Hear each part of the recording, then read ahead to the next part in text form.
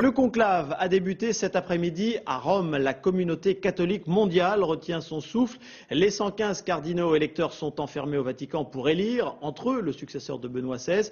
Pour la première fois, un pape non européen pourrait être élu. Alors comment cette journée a-t-elle été vécue par les catholiques de la Vienne? Réponse avec Paco Lemat et François Gilbert. Nous saluons les auditeurs des radios qui retransmettent ce commentaire. Nous allons commenter la procession. Voici ce qu'on pouvait entendre aujourd'hui sur Radio Accord. Cette radio catholique a bouleversé ses programmes et joue la carte du direct, car au même moment, les cardinaux rentrent en conclave à Rome. Alors ce n'est pas aujourd'hui que le nom du nouveau pape devrait être connu, mais ici déjà les auditeurs ont fait passer des questions. Est-ce que ce sera un pape jeune? Est-ce que ce sera un pape qui est issu d'une autre région que l'Europe?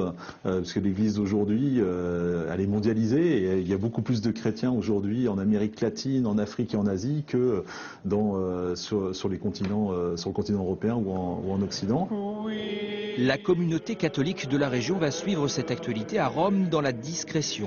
De leur côté, les évêques n'ont pas annoncé de favoris. Mais sur le terrain, pour ce prêtre responsable de la communauté catholique africaine, un souhait. Pour lui, qu'importe la nationalité du nouveau pape, pourvu qu'il soit moderne.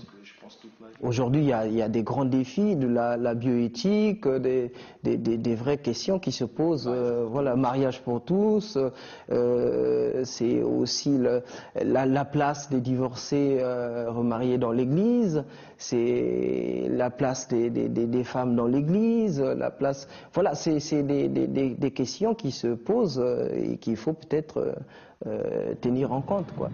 Ce conclave sera suivi par plus d'1 milliard de baptisés à travers le monde. Une actualité moins évidente en France. Selon un sondage, un quart des Français se déclarent croyants. Ils étaient plus de 80% à se considérer catholiques il y a 20 ans.